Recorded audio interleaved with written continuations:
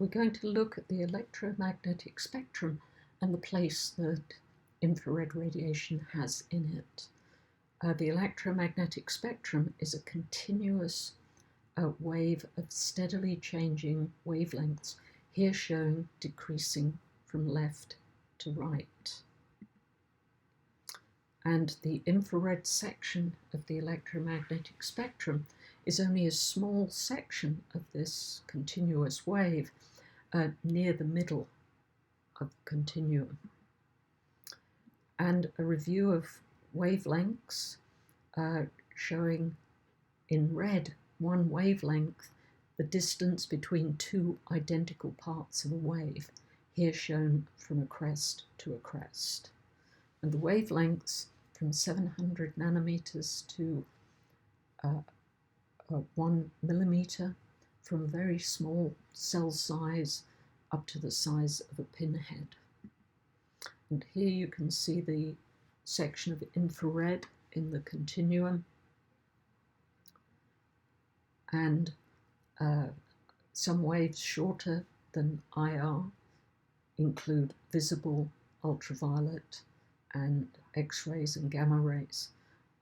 Some regions of the electromagnetic spectrum that are longer than IR include microwaves and radio waves. Infrared radiation is associated with heat energy. Anything with a temperature greater than 0 degrees Kelvin will emit infrared radiation.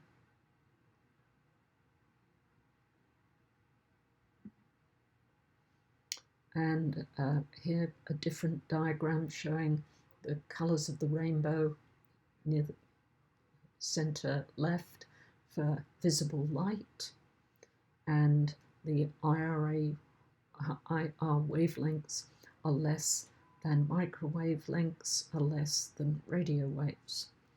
The infrared rays have a greater wavelength than visible light, which has a greater wavelength than ultraviolet, in turn greater than X-rays, and the smallest are gamma rays and cosmic rays.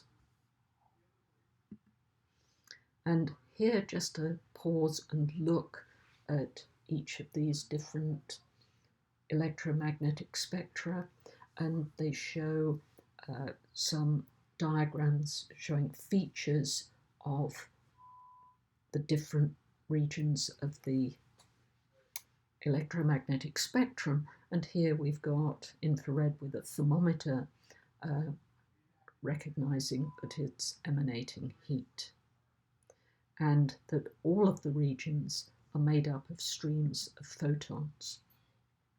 Here, different diagrams, starting with radio waves on the left and tactical radios, well, household radios as well, microwaves, target tracking and communications. This is Department of Defense.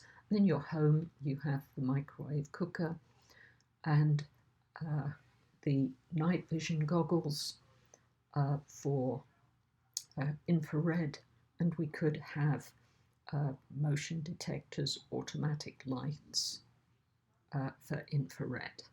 But pause to look at the different examples because some may make a bigger impact than others. And so here, looking at radiation type in wavelength, in meters, and the frequency in hertz. And the question Q, what is the relationship between wavelength A and frequency B in hertz? Here are some formulas. Energy is proportional to speed of light c over lambda, the wavelength. Energy is proportional to nu, the frequency in hertz. So the speed of light over the wavelength will equal the frequency. And which regions of the electromagnetic spectrum penetrate the Earth's atmosphere. An N for no, Y for yes. Look at it closely and write down which will penetrate the Earth's atmosphere and reach the ground. Note on this one, we've got the smallest wavelengths on the left, with gamma rays and radio waves on the right. And here, looking at which wavelengths penetrate in a different diagram. So you've got those white box arrows that are in the red ovals, and those are the regions that will penetrate the Earth's atmosphere. So you've got on the left radio waves, and near the center you've got visible light and ultraviolet. That's why you wear your sunscreen. Slightly different diagram to show penetration of different regions of the electromagnetic spectrum. And so pause this one to read what you've got. And it notes that in order to investigate astronomical features, if that particular part of the electromagnetic spectrum, like infrared, doesn't reach the ground, you either have to have a telescope on a high mountain, an airplane at high altitude, or indeed satellites and space telescopes to be able to see different wavelengths. And here you can see 3 space telescopes and look at the different regions of the electromagnetic spectrum, so you can list which parts of the spectrum, which regions that each space telescope actually will cover. Here's a little bit of wavelength review. Shorter wavelength radiation has more energy, so the gamma radiation is far more energetic.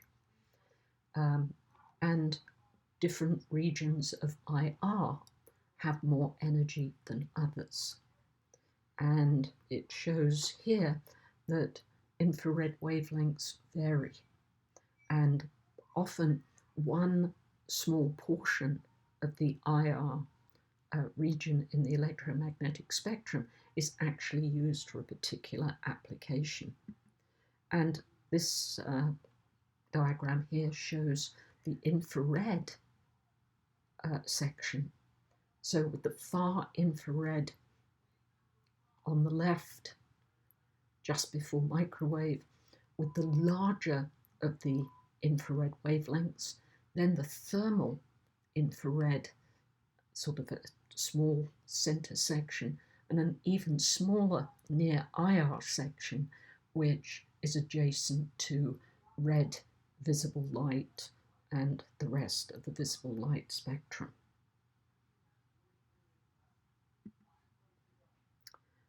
So find out more. In the Learning Lab, look more at other items of infrared, astronomy, wildlife, uses, or any other resource you would like to investigate.